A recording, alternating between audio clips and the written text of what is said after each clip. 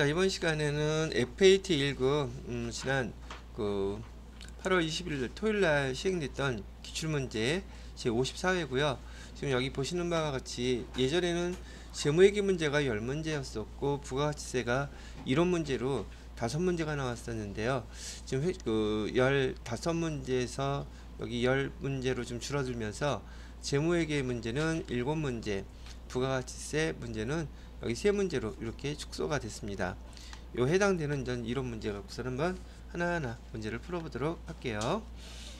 자, 여러분 전 시험지를 보시게 되면, 자, 실무 이론평가 우리 1번 문제부터 또 하나씩 읽어보도록 할게요.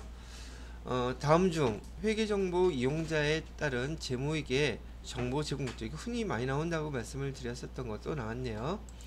재무회계 정보 제공 목적이 뭡니까? 라고 물어봤을 때 1번에 경영자의 수탁책임 평가, 지금 경영을 위탁받은 부탁을 받은 경영자들이 주주들에게 뭘 제공해 줘야 돼요? 재무제표, 필요한 우리 재무제표에 대한 회사에 대한 정보를 제공하는 방법이 바로 재무회계를 통해서 작성된 재무제표라고 말씀드렸죠. 필요한 정보 제공이라고 되어 있는 게 당연히 필요하겠고요. 두 번째, 고객을 위한 상품별 고객에 대해서 원가 정보는 뭐라 그랬어? 제가 회사 기밀사항이라 그랬었죠.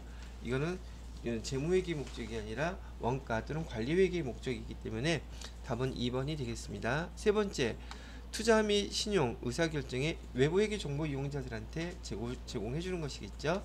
네 번째, 재무상태표 얘기하는 거고, 경영성과 이런 손익계산서, 현금 흐름은 현금 흐름표, 자본 변동은 자본 변동표, 마지막 주석에 재무제표의 구성 요소였었죠. 그래서 다 맞게 설명이 되어 있네요. 자, 그래서 답은 2번이 되겠고요. 2번 문제 볼까요? 자, 2번 문제는 다음 회계정보의 질적 특성에 대해서 물어보고 있는데, 여기서 회계정보의 질적 특성이라는 것은 이건 유용성을 의미합니다 라고 했어요. 다음 중 회계정보가 어떤 게 유용합니까? 라고 물어보는 유용성에 대한 특성을 물어보고 있다고 얘기를 했었죠. 자, 그러면 이거 문제는 나중에 보더라도 여러분이 지난번에 제가 꼭 암기해 놓고 기억하고 계셔야 돼요 라고 얘기했던 것부터 정리를 해드려 볼게요. 여기는 재무회계에 대한 질적 특성, 재무회계는 기업회계 기준에 의해서 우리가 작성해야 된다는 거 알고 계시죠? 또 외부 회계 정보 이용자들한테 제공해야 된다는 것도 알고 계신단 말이죠. 재무회계의 근본적인 질적 특성은 제가 외부 회계 정보 이용자한테 제공해야 될 것이니까 신뢰성이 가장 중요합니다 라고 얘기를 했었고요.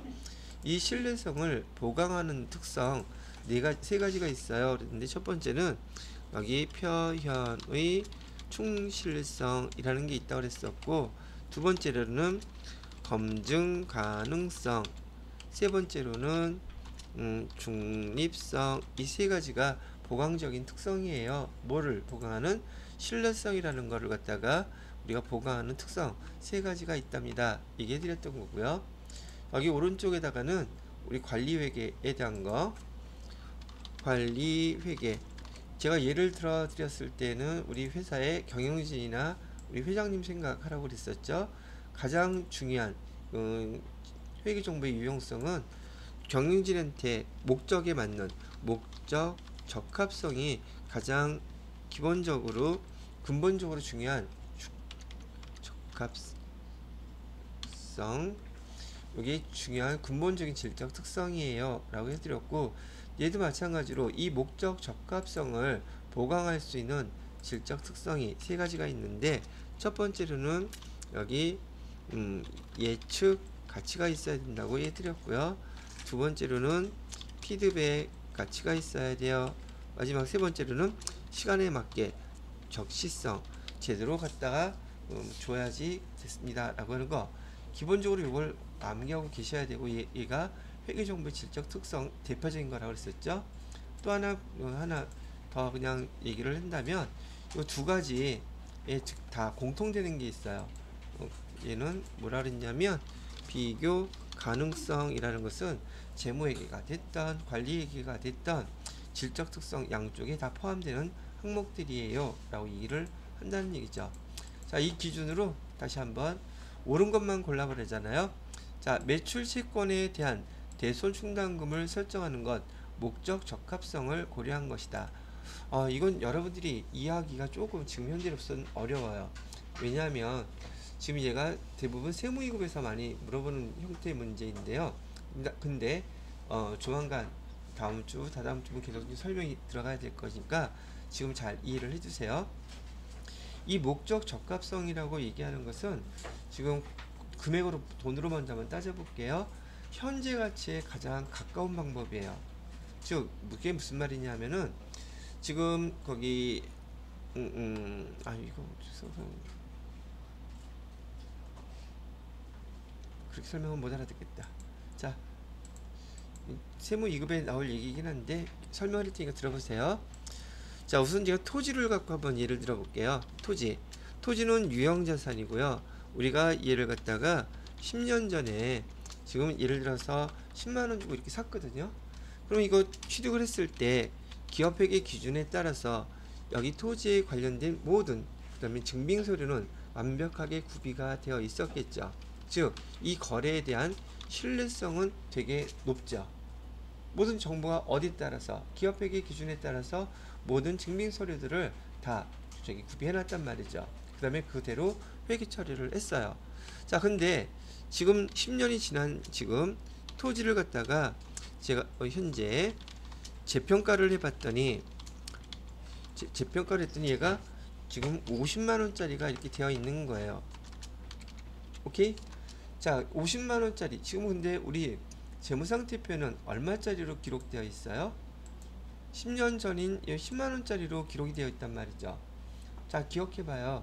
여러분 단기매매증권 12월 31일자로 평가하라고 그랬죠. 왜? 재무상태표의 뜻이 12월 31일 현재 재산을 나타내는 거라 그랬잖아요. 근데 이 토지는 지금 현재 가격을 나타낼 수 있어요? 없어요? 현재 얼마짜리인데? 현재는 지금 50만원짜리란 말이죠. 평가를 해봤더니. 근데 재무상태표에 50만원으로 표시가 되어 있겠어요? 10만원이라고 표시가 되어 있겠어요? 10만원이라고 표시되어 있단 말이에요. 다른 자산들은 대부분 평가할 때 현재 가치에 맞게끔 평가할 때 돈 안 들어요. 그냥 우리 담당자들이 자료 찾아서 현재 가치가 얼마다 이렇게 하면 되는데, 이 부동산은 감정평가사한테 돈을 들여서 감정평가를 해야 돼요. 돈이 억수로 많이 들어간단 말이죠. 근데 내가 굳이 그렇게 나타낼 필요가 없는데 매년 그렇게 돈을 써가면서 지금 이 현재 가치를 반영할 필요가 있을까 없을까 라고 해서 나중에 세무이급에서 이걸 뭐라고 그러냐면 신뢰성과 목적 적합성의 상충관계라고 불러요. 서로 부딪히는 거야. 그럼 여러분들이 보기에도 재무제표에 10만원이라고 표시되어 있는 게 옳겠어요? 아니면 돈 들여서 50만원이라고 평가를 해서 표시하는 게 옳겠어요? 재무상태표의 뜻이라면 이거 50만원 나와 있어야 되지만 돈 들어가서 나 이거 못하겠어, 뭐 상 주는 것도 아닌데 내가 왜 이거 이 짓을 해? 라고 한다면 안 할 수 있다는 얘기예요. 돈이 들어가니까. 그래서 재무정보가 이런 것들이 유용하기는 하지만 이렇게 돈이 들어간다면 재무제표의 유용한 질적 특성을 만들기 위해서 그 회사의 그 사업주들이 돈 쓰기를 꺼려할 거란 말이죠. 그래서 기업회계 기준에서는 얘를 뭐라고 부르냐면 토지 같은 경우, 건물 같은 경우 처음에 샀던 금액 그대로 기록하는 얘를 원가 모형이라고 불러요. 원가 모형 그대로 인정해줘요. 또 필요에 따라서 재평가를 했어. 재평가를 하게 되면 이를 갖다가 재평가 모형이라는데, 원가 모형을 기록해도 재평가 모형을 기록해도 두 개 다 인정을 해주겠다 그랬단 말이죠. 그럼 대부분의 회사에서는 돈 들어가고 유용성이 없다면 돈 안 들이고 유형자산은 다 옛날 가치로 기록이 되어 있겠죠.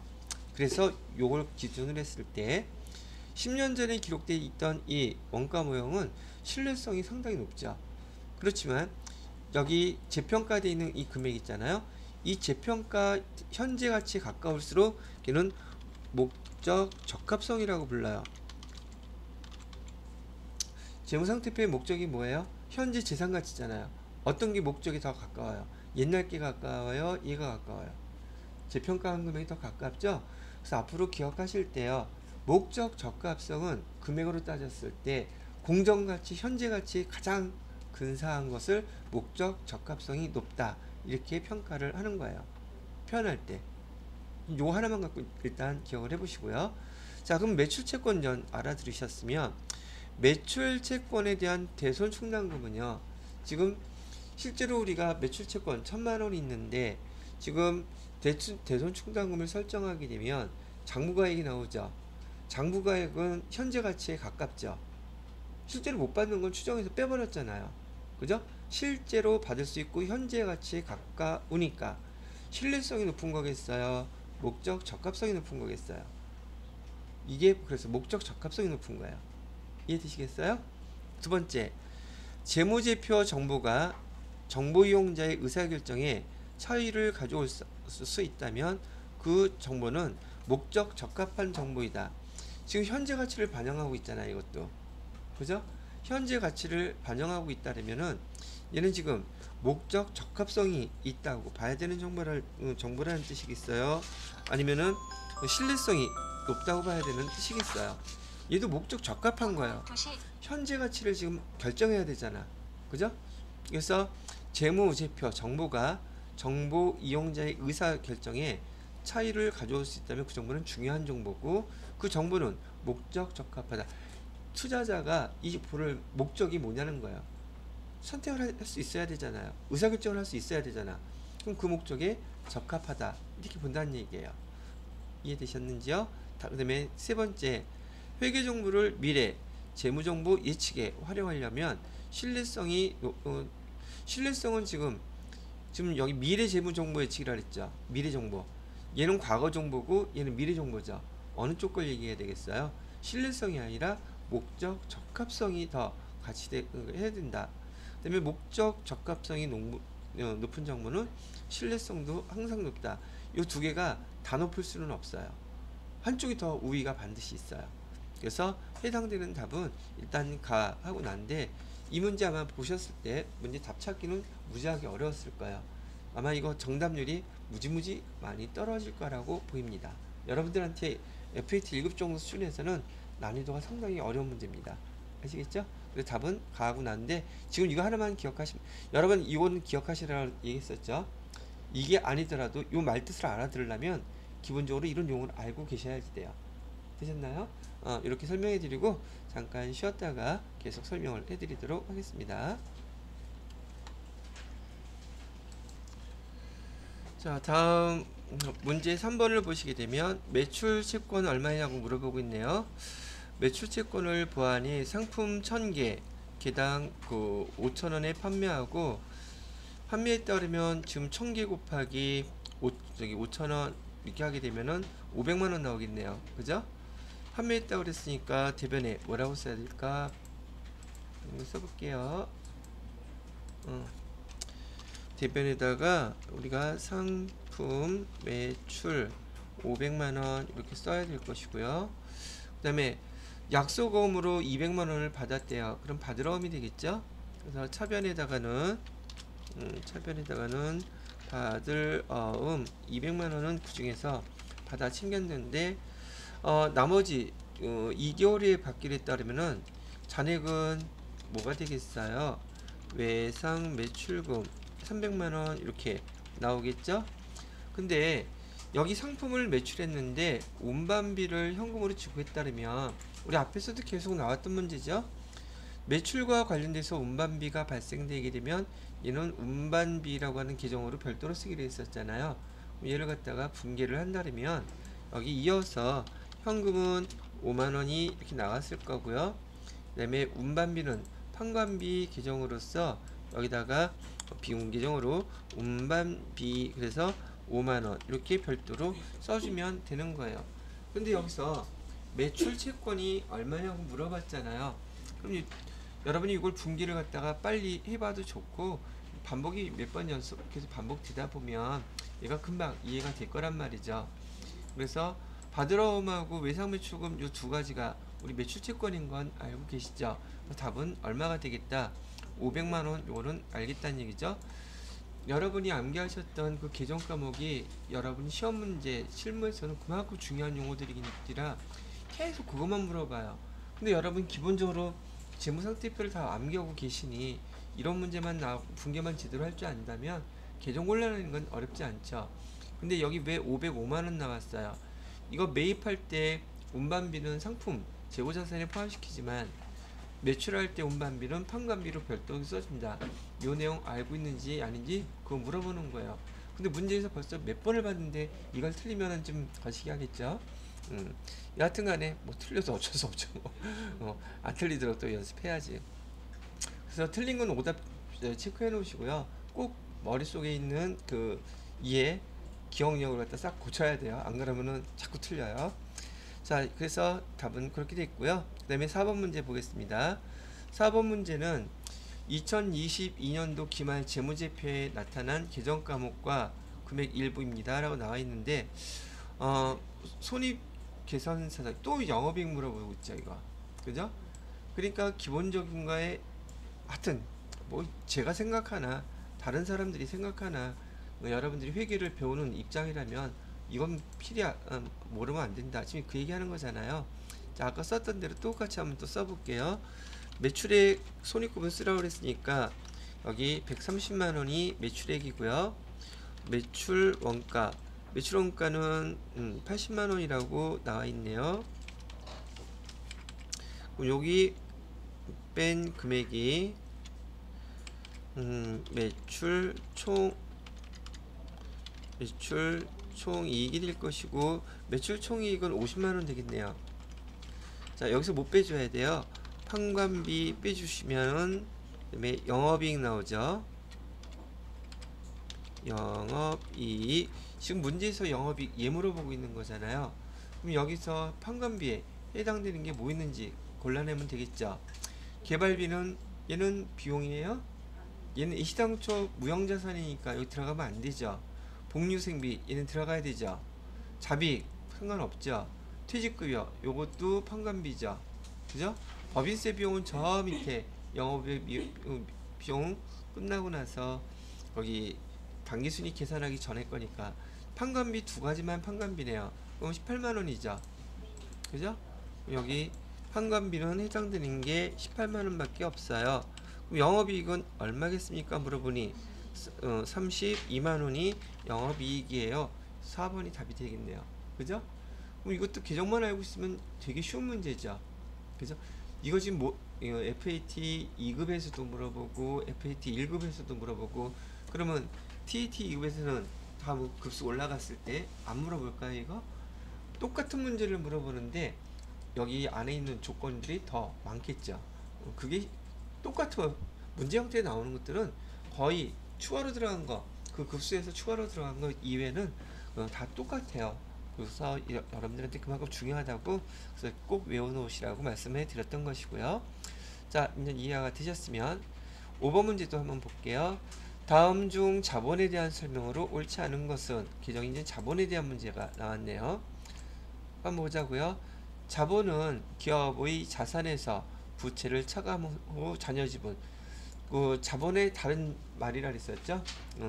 얘는 그 주주 청구권이라는 용어도 사용하고 여기 있는 말 자산에서 자본 저기 부채 빼면 자본 나오는 것도 알고 있을 거고요. 두 번째, 주식을 액면 금액 이상으로 액면 금액 5,000원인데 이상이라고 그러니까 6,000원 되겠죠? 6,000원 나온 거 그럼 1,000원이 주식 발행 초과금 생긴다는 걸 금방 알겠죠? 주식 발행 초과금은 어디에 들어가요? 여봐. 근데 여기 뭐라고 돼 있어? 그럼 얘가 틀렸네. 이게 어려워요? 근데 어려운 문제예요 이거. 어려워요? 저는 웃으면서 얘기하지만 이거 어려운 문제예요. 세무 1급에서 저한테 지금 수업 듣는 분들한테 제가 이거 자본계정 첫날 두 번째 날 설명했거든요. 암기하고 계시는 분이 거의 없어요. 근데 저한테 이제 여러분들처럼 700시간을 배운 사람은 하도 많이 들었으니까 당연히 외우고 있겠죠. 지금 세무 1급 수업을 듣고 있는데 그분은 세무 1급 수업 듣는 게 아니라 회계 원리 때부터 세무 2급까지 수업 전에 들었던 거 있죠. 지금 그거 복습하고 있어요. 이 참 세무 1급이라는 수업을 하는데도 불구하고 그 수업 들어오시면서 이런 거 모르는 분들은 꽤 많단 말이죠. 여러분들은 충분히 이런 걸 알고 계시니까 틀린 건 같은 얘기고요. 세 번째, 보통주 자본금은 액면금액의 발행주식수. 자본금 그랬을 때 제가 뭐라고 쓰기로 했어요. 여러분은 우선주나 자본금은 원래 크게 두 가지로 나눠요. 보통주 자본금하고 우선주 자본금 나오는데 여러분들은 우선주 자본금 대상이 아니에요. 시험 대상이. 보통주 자본금을 얘기하는데 액면금액 주식수 곱하기 액면금 이렇게 자본금 쓰기로 했었죠. 그다음에 네 번째, 매도 가능 증권 평가라는 거 중요하다 그랬어요. 기타 포괄 순이익 게 아이고 이거 당연히 맞지. 여러분들한테 이게 눈에 쉽게 보이겠지만 암기를 거의 해놓으셨고 까먹었다 할지라도 보면 알아요. 그죠? 그런 상태에서 자본기준 문제가 나오면 여러분 띵호와요. 근데 이거 정답률이 엄청나게 떨어질 거라고 저는 생각이 들어요. 왜? 이 계정이 이게 쉬운 게 아니거든요. 암기해 놓으면 쉬운 거지만. 자, 그래서 5번의 답은 2번이고요. 그 다음에 6번 문제를 보시게 되면, 자, 결산할 때 회계 처리로 옳은 거 찾으라고 되어 있는데, 지금 문제 계속 한 문제씩 뭐 나오고 있어요? 결산 문제 나오고 있잖아. 그러면 대부분은 손익이 이연 아니면 예상이에요. 문제 한번 볼게요. 4월 1일 소모품 100만원 구입했대요. 현금 지급했고, 전액 비용 처리했다 그랬죠. 자, 근데 지금 100만원이 이렇게 미사용에 20만원 남아있다고 하면, 비용 전체가 다 비용이 될 리가 없잖아요. 그죠? 소모품 미사용이라는 건 자산 그대로 남았다는 뜻이잖아요. 그럼 차변에 소모품 20만원 쓰고 비용은 그만큼 빼주면 되죠. 그럼 차변에 소모품 쓰고 대변에 못 써주면 돼요. 소모품비 20만원 이렇게 빼주면 답은 1번이 되겠네요. 그죠? 이걸 뭐라고 불러요? 소모품 나오면 비용처리법, 자산처리법 두 가지 딱 떠올라야 돼요. 그죠? 그럼 얘는 지금 비용처리법인 거죠. 비용처리법 문제도 아니죠. 자산처리법도 마찬가지고 항상 보험료 개정하고 기억 잘 하시고, 여기서는 자산처리법과 비용처리법 여러분이 이해하는지 지금 그거 물어보고 있는 문제가 됐다는 얘기죠. 자, 다음 7번 문제를 보시게 되면 지금 재무상태표 비품에 관련된 유형자산에 대한 거 표시해놨나요? 그죠? 자, 그러면 이거 한번 볼까요? 비품 지금 400만원어치가 있었는데 감가상각해서 감가상각 누계액으로 144만원 표시해놨죠. 자, 그러면 2021년 1월 1일 비품을 갖다가 400만원에 취득했고 내용연수는 5년이라고 알려주고 있네요. 그죠? 자, 근데 지금 이거 문제는 2021년 지금 2021년 기말에 이렇게 표시되어 있던 거예요. 그죠? 자, 그렇다면 지금 옳은 것은 찾았는데 1기 2기가 지금 2022년도네요. 자, 그러면 2022년도 12월 31일 현재 장부가액은 얼마겠습니까? 장부가액 하나씩 봐야 되겠다. 비품의 잔존 가치는 40만원이다. 자, 여기서 계산기를 뚫게 봐야 되겠네. 지금 여기 72만원 있죠? 72만원, 여기 또 72만원 두 번 더하게 되면 144만원 되죠. 그럼 얘는 지금 감가상각비를 알려준 거죠. 금액이 일정하죠. 매년 감가상각비는 얼마겠다? 72만원씩인 거죠. 이건 알 수 있을 것이고, 그러면 5년이라 그랬었는데 정액법으로 감가상각비가 5년이면은 총 감가상각 대상 금액은 얼마가 계산이 되나요? 계산기 뚫게 보면 되죠 뭐. 72만원 곱하기 5년 하니까 360만원 나오죠. 그럼 감가상각 최대한 5년 동안 다 하게 되면 360만원이 감가상각이 다 되는데 장부가액은 얼마예요? 400만원이죠. 그럼 잔존가치 얼마가 됐겠다? 40만원이 있었겠구나 라고 이해하실 수 있겠죠. 1번은 맞는 말이네요. 2번은요. 비품의 단기말 장부금액은 장부금액이라는 용어를 또 아느냐고 지금 물어보는 거잖아요. 단기말 장부금액은 어떤 게 장부금액이에요? 여기 취득원가에서 감가상각 누계 뺀 거, 얘가 장부금액이죠. 그럼 장부금액은 얼마인가요? 이항 쓸 거면 또 다 써봐야겠죠. 마이너스 144만원. 틀렸다. 144 만원 하니까 256만원이네요. 그죠? 그래서 장부 금액은 여기 256만원이에요. 답하면 되겠고, 그럼 이제 틀린 거네요. 그죠? 옳은 거 찾으라 그랬으니까 옳은 거는 1번이 답이네요. 그죠? 이런 문제 갖고 아마 꼼꼼하게 다 계산해 보는 거예요. 자, 감가상각법은 정률법이에요, 정액법이에요? 금액으로 봤을 때 얘는 정액법으로 사용했죠. 그 다음에 단기 손익계산서에, 손익계산서의 감가상각비는 얼마예요? 72만원이죠. 지금 이건 감가상각 정액법을 갖다 제대로 이해하고 있는지 한 문제 갖고 다 물어보는 거죠. 그죠? 문제는 되게 좋은 문제 같아요. 제가 볼 때는 한 문제 갖고 총 전체를 갖다가 제대로 이해하고 있는지 물어보는 문제라서. 근데 난이도는 좀 있어 보이죠? 근데 작문하면 또 매번 같은 문제 나오는 거구나, 비슷하게 나오는 거구나 알게 될 거예요. 세무이급여니까 나올까 안 나올까? 거의 똑같이 나와요. 이 정도 다 물어보게 되면 얘 난이도가 좀 있는 문제예요. 자, 그 다음에 7번까지가 재무회계 문제였었고요. 8번 문제는 부가가치세 문제인데, 제가 부가가치세는 내일부터 할 생각이고요. 오늘은 최대한 가능하시다면 기출문제하고 여러분이 모의고사 문제 있잖아요. 회계 1급 실기 마무리된 지가 얼마 안 됐기 때문에 충분히 연습해 보셔야지 돼요. 물론 시험 본분들만 열심히 연습했을 거 아니에요. 근데 여러분들 지금은 이거 잘 해놓으셔야지 다음 TAT급이나 그다음에 세무사회 프로그램 다루시는데 크게 지장이 없어서 많이 연습을 해주셔야 됩니다. 자, 다음 부가 면세라는 건데, 면세는 제가 지난번에 한번 설명드렸던 거 얼추 기억하시게 되면, 생수 얘는 가공됐어요, 안 됐어요? 1차 산업 중에서도 수돗물 있죠. 수돗물은 면세 품목이에요. 수도요금 나올 때 부가가치세 없습니다.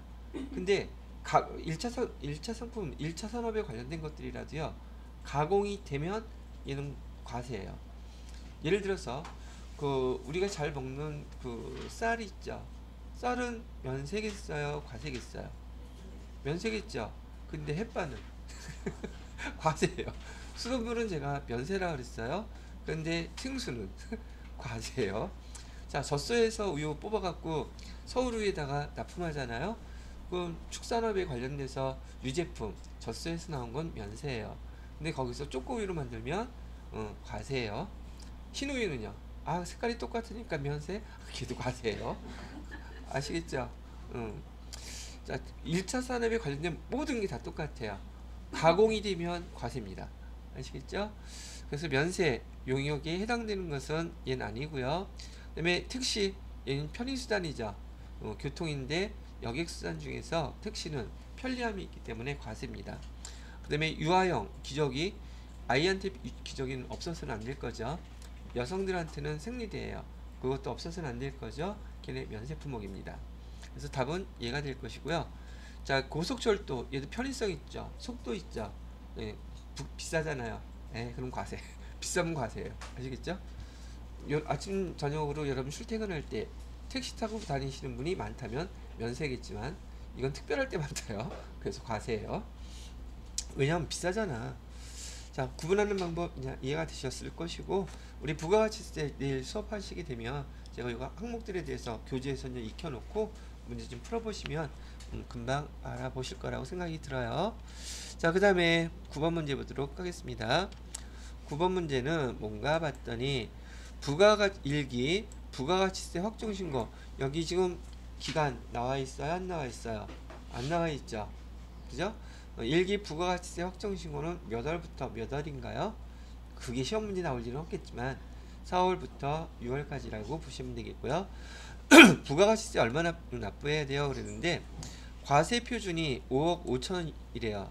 과세 표준이 5억 5천이라는 것은 공급가액이 5억 5천이라는 뜻이에요. 근데 여기 영세율이 지금 1억 원 포함되어 있다고 그러죠. 그럼 얘는 어떻게 구분되느냐 하면, 여기서 1억을 빼면 4억 5,